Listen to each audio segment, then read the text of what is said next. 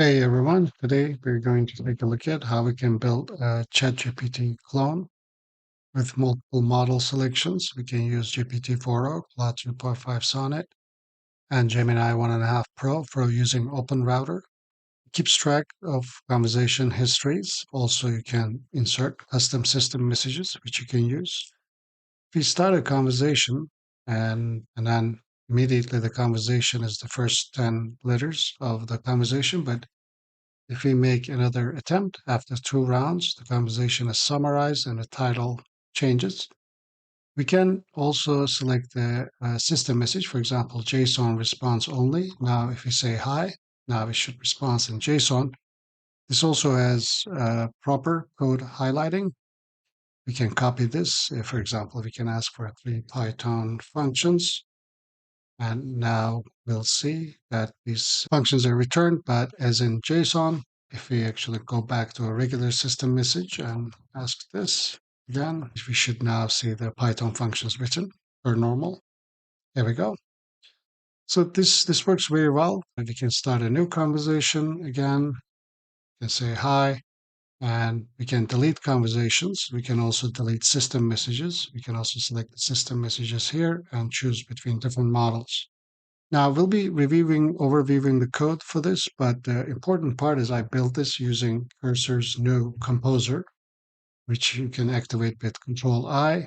And I actually have live coding walkthrough because Cursor Composer is a very important new functionality of Cursor, which can write multi-file projects for you. Cursor just recently updated in August 2nd with additional composer improvement. So the code files for this will be available at my Patreon. You can find a link in the description. But if you wanted to have access to the live coding video of this ChatGPT clone, you can find that at my 1000x Masterclass. It's this one here. In 1000x Masterclass, I have also 13 other projects coded from scratch in Cursor. So if you want to learn how to code fast using Cursor, this is the perfect course for you. The link for that will be in the description as well. Towards the end, I will include a preview of the live coding video of this. So before we begin overviewing the code, I do want to say that creating a simple ChatGPT clone is no problem, but achieving this with streaming responses, for example, if I were to say, tell me a story and zoom in on this, you can see that it has scrolled to bottom, but I can snap out of it and snap back into scroll to bottom. This type of stuff is non-trivial, especially with conversation summarizations. Also, when we add a new system message, for example, always respond in binary and add this new system message, the system message is also get summarized. And if I hover over it, we can see the full system message and we can actually select this. Now, if you were to say hi, it's responding in binary, and the streaming responses is true for all of the providers except Claude 3.5 Sonnet sometimes doesn't follow the instructions very well, but Gemini also does. So this works very well, like I said. So let's begin by taking a look at main.py. So this is a fast API full stack application. It consists of main.py, and in the static folder consists of index.html and script.js. The way I built this is instead of instructing cursor iteratively, I actually chose to use a different approach, which I outline in the live coding video. So now I zoomed in too much. So as you can see, I've entered many detailed instructions, including how to do streaming responses for Anthropic and OpenAI and OpenRouter, which are slightly different. So, this is just part of the challenge, right? And I tried to tackle this, and you can actually watch that in my 1000x Masterclass, but the code files for this will be available, again, like I said, in my Patreon. Link will be in the description. So main.py is our backend, our server, and index.html is going to be our front end. If we start with main.py, we are using Fast API, of course, and we are initializing our Fast API app, and we are serving the static files from the static folder. We initialize the API clients for OpenAI, Anthropic, and OpenRouter, which by changing the base URL, we are getting all of these from environment variables. just so you remember. These are auto-detected from environment variables. Just keep that in mind. Otherwise, you'd have to set the API keys inside of here, but the API key parameter. Now we are defining a Pydantic model for incoming chat messages. It's going to be a content provider and system message. Here's our first route, the home route, which is going to serve our main HTML page is the home page. And our next route is /chat, which is going to handle the chat requests. I would like to take a moment to talk about the benefits of becoming a patron. As some of you may know, in the last year and a half, I've spent 3,000 hours, over 300 projects. As a patron, you will have access to all the code files so you can get inspiration and iterate quickly. Another benefit is that you'll have access to all my courses. And my most recent and most proud one, the 1000x Masterclass, teaching what I've learned on how to code fast and efficiently. Also the Streamlit course and the Fast API course. In my Patreon, I also have tiers in which you can connect with me one-on-one. Check those out as well. And we are going to check within the message because the message is going to contain a provider. If it's OpenAI, we're going to make a call to GPT-4o with the provided system message and the user message content, stream true. And we're going to yield as a JSON object the data, each chunk, so the JavaScript can handle that for us. Otherwise, if it's Anthropic, we set it. The difference is, of course, the system message for Anthropic passes as an argument to the create method rather than within the messages list. Just a slight difference. Streaming is also a bit different because it checks for content block delta. Rather, with OpenAI, we check for delta.content. OpenRouter is pretty much the same as OpenAI, including the streaming, except the model is different, and we are using OpenRouter. And other than that, we are using streaming response. This is the summarize. So this summarize endpoint /summarize is going to take in the messages after 2 rounds of conversations has been concluded and summarize the conversation in 3 words or less. We are using JSON mode, and that is going to return that so we can summarize the conversation, but only after 2 rounds have been exchanged. For example, if I say what is 2 plus 2, we display the first 10 letters of the initial conversation. And if I would say what is 5 plus 5, something like that, I made a mistake, but say math questions answered. So we get a summary. And the system message summarization will also occur in the same route. And I would just run it with UVcorn, with the host being localhost and 8,000. Requirements for this is Fast API, UVcorn, Pydantic, OpenAI, Anthropic, and Python.env. Not that we exactly needed this. In index.html, we are using Daisy UI, which is a components library on top of Tailwind. We do have to import Tailwind for that as well. We are using Highlight.js for code syntax highlighting. We are using Mark library for markdown parsing. We set the full height of the body in HTML, set full height for drawer and its contents, chat container height, and enable vertical scrolling. Overflow Y set to auto. Style for the sidebar header, style for conversation system message items, style for delete buttons, show delete button on hover. And then this is just pretty much the main drawer layout, main content area, top bar with provider selection, system message, and theme toggle switch. This is the, I believe it's the SVG that is this. It also has light mode and dark mode. I forgot to mention. Chat container, user input area, sidebar. Of course, this is all handled in the JavaScript, of course, and we refer to the JavaScript content under static.script.js. Here we define the array to store all conversations, current conversation, object to store the current conversation, current system messages, because since we can have multiple system messages, auto scroll. And here are the objects to store references to DOM elements such as chat container, user input, all the like conversation list, theme toggle, and such and so on. Before I continue, if you are enjoying my content, please take a look at my website where you can find all my videos with a quick search button, search optionality. And If you're a patron, you can download all the source code to over 250 project files. Just click on download code. If you're a patron, it'll take you there. And here are the full project code attachments. You can also check out my courses and especially the 1000x Masterclass. Like I said, I do have live coding for 14 projects, including this one. The latest one that we are looking at, ChatGPT clone using Cursor Composer, is a very interesting one. If you want to use Cursor IDE better.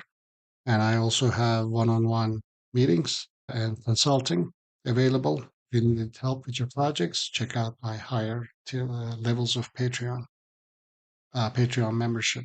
Okay, continuing, we have a function to add new message to this chat container, function to scroll the chat container to bottom, function to highlight the code blocks. Here we are using the highlight, of course, HLJS. Function to send message to the server and handle the response. We are making a fetch request to the chat endpoint. But for summarization, and the rest of it is just receiving the data and handling and inputting it to the correct place and highlighting the code and scrolling to bottom. But we also are making a fetch call to the summarize endpoint with the current conversation, but only after the 2 rounds of messages have been established. This is the add new system messages and function to summarize the system message. So this is also calling the summarize, but this time it's calling it with the system message, right? Because we are both. If you go back, we are summarizing not only the conversations but also the system messages. So that's interesting. Function to update the system message from the dropdown, and function to update conversation list in the sidebar. That's why we're attaching the divs there, along with a button to delete it. Button, very subtle button, X button right here. That's why we can actually delete these if you wanted, just as well as adding new ones. And function to load a conversation from the list. So there's quite a lot. Obviously, function to start a new conversation, function to handle scrolling behavior in the chat container, because we do want, this is what handles we do want the chat to scroll to bottom, but if the user wants to scroll up, we want it to snap out of it. And this is what the threshold that is determining that. We are also saving these to local storage, so meaning when we refresh, we should get it, but maybe the local storage is not working correctly. But that's a good way to carry on. Maybe this needs some fixing. Function to delete a system message, delete a conversation, function to initialize the application, and these are the event listeners, such as when we press enter, we can send a message just as well as clicking the button, and then we initialize that. So this is quite long, but like I said, I didn't write a single line of code. If you look here, we have 368 lines of JavaScript. Here, 115, so that makes it almost 500, and also 100 lines of Python. So it's about 600 lines of an app, which makes a complete ChatGPT app with some additional features such as system message selection, which ChatGPT doesn't have currently. Also, we can select from multiple providers. I hope you enjoyed this. Like I said, you can find all my videos at my website, and I also have weekly Ask Me Anything meetings with my Architect Plus level patrons every Sunday. Currently, I have a special event for August 10th, 12 p.m. for 2 hours, live coding with Cursor, especially looking at the Composer feature. So if you are interested, please do join my Patreon. Like I said again, it's on August 10th to 12th. We'll be doing some live coding, and it's an AMA session as well. This is also for Connoisseur Plus level patrons. If you have any questions, you can ask me there as well. Okay, let's take the base case scenario. Let's say you start with a fresh new screen, right? You got nothing, brand new project. You would do Control I and bring up the Composer window. This is not Control K, right? This is Control I. You can add context by clicking the plus icon. Let me zoom in a little bit. Or you can click here to open the control panel. I hardly ever use it like this still, but you can also create new composers. But we are just going to do Control I. The simplest case probably would be create, like, let me write a prompt. I can say something like this: create a fast API web app. Web app is a clone of ChatGPT using Daisy UI, like such a simple prompt. We can try to do this. And once we do something like this, we're going to see that it's going to make mistakes. I have tried this so many times. That's why I created this cursor rule file with a bunch of instructions already included. And I'll tell you how I built this actually.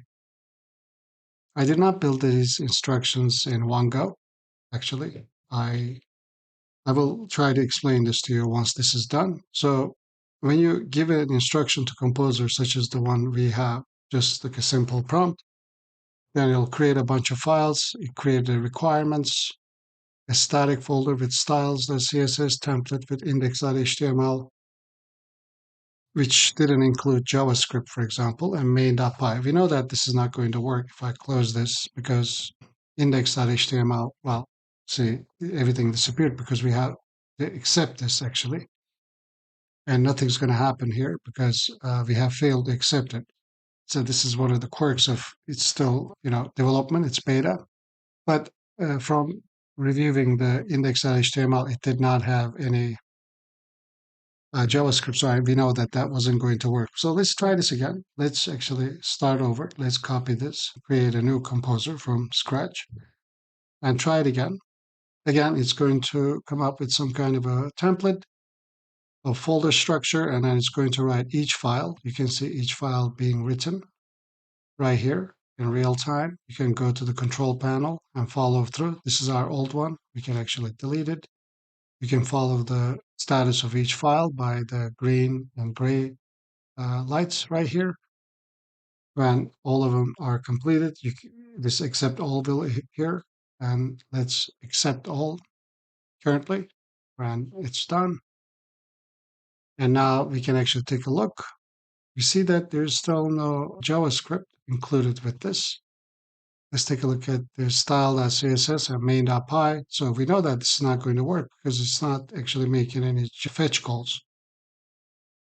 So it doesn't refer to a script.js either. So I'm going to try this one more time with a ChatGPT clone as a fast API web app using Daisy UI. Daisy UI is just, components library upon Tailwind CSS.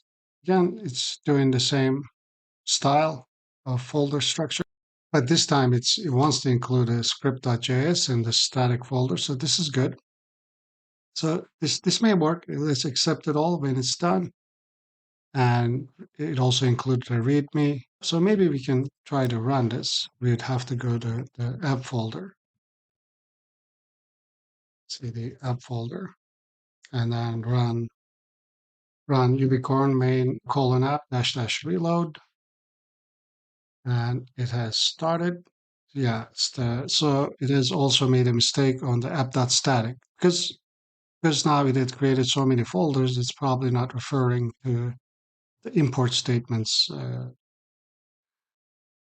properly because static folder do exist under app folder. So we'd have to kind of correct for all those. So sometimes this can actually work. So I don't want to give you the wrong impression, but in this case, we tried 3 times and it didn't work. So what you might do next is actually, let's delete all of this. So, I mean, first. So you then probably have to include additional instructions such as create a chat, exactly the same thing, but we're now saying is main.py being in the working directory, include the JS and the HTML so it doesn't make mistakes, at least for those things. Let's see what happens now. I guess what I'm trying to show you is that the models are, okay, my connection has failed, but let's try again. There can, still difficult to build full application from like super simple prompts. Let's see. I'm hopeful that this will work with these instructions. And then after that, we'll transition into why I use this complex prompt and what is the difference between the iterative approach and that. So we have created this, but it didn't create the main py. It says rejected, reapply. Okay, this is what it created. As you can see, there is no GPT call. Unfortunately, this is a bit of a fail again. We can try to run this. It is still looking for a static directory and it did not create it. So here we can say, well, you didn't use a static directory, you didn't include a ChatGPT call, stuff like that. Uh, I guess I show you the cases that kind of fail. It should have known that ChatGPT uses a GPT API call, but in none of the cases so far, it was able to just get it right. And we did use Claude 3.5 Sonnet. So now let's take a look at how we could have done this better. So normally there's nothing stopping you from, restarting the composer and writing a very detailed instruction right here, right? Spell it out, say that you want to make an API called the GPT-4 model, chat.completions and all of that. But I thought a better way to do this is to create a .cursor rules file, which the cursor will always follow, and add your instructions right here. And as you can see, my instructions to build this ChatGPT clone, the one that I just showed you, is quite complex, and I didn't get to it in one go. You can imagine it being something just like this, right? Let's copy this part, like something like we will be creating a chat app like ChatGPT using Fast API and Daisy UI for the front end. User can send messages with an enter key or by clicking on the send button. This actually becomes important sometimes. Sometimes Claude will implement this or not. So it's the point, I guess, is that unless you give detailed instructions, then the model may misinterpret you and also implement it in a way that is not desirable. It's best to specify everything. See, I'm saying shift plus enter will create a new line. Show this information in the text area, meaning we want to display some kind of information. All of this prompt can also be written better too. Chat should have auto scroll the bottom. Usually, Claude 3.5 will automatically incorporate auto scroll, but will not allow user to snap out of it by when the user tries to scroll up. So we add that by custom instructions. We'll also use OpenAI Anthropic along with OpenRouter. So now this is a super extra request, right? We could have just said OpenAI make our lives easier, but we want to make it interesting. We want to include Anthropic and also Gemini in this. We want a panel on the left side to keep conversation histories. So we are adding more information to it where the user can switch between them. When a chat is created for the first time, use the first 10 letters of the conversation as the title, but after 2 rounds of chat with the chatbot, get a summary of it from GPT-4o Mini using JSON mode and use summary as the title in 3 words or less. So even this wasn't even very detailed when I first wrote it. For example, I had to add this summary to summarize the title in 3 words or less. JSON mode, I added those things later. Also the shift plus enter stuff. But I'm even simplifying it from the original idea. But now I can do Control I. Let's actually clear all of this and make sure you're not in your terminal. And then you do Control I. As you can see, the cursor rules is automatically applied. Now I can say, please follow the instructions uh, carefully and implement all requests. So when we do this, so this is another quirk. Now that I moved this up, it's all the way at the top. I guess I can move it down like this. Okay. So now look, it's trying to create a TypeScript file. This is also not what we want. So it has failed again, right? We can actually cancel this because it's not what we want. We can delete this app. We just wanted regular HTML JavaScript. And if you actually go back, somewhere here I am mentioning that we want to use simple HTML, JavaScript and Python for front end and back end. Server HTML is the home page. This sentence I also have to add after trial and error, because otherwise you would have to go to homepage /static/index.html. It's just the way it just is going to build it, right? My point is, so we are canceling all these creations, but we could have just allowed it to fix itself, right? But I don't think Composer can delete files, and definitely in the last attempt, it created a TypeScript file. It's not going to work. So what I found the best case is like you try to come up with a set of instructions, at least gives you a base of what you're hoping to get. And after that, you can iterate on it, or you can always go back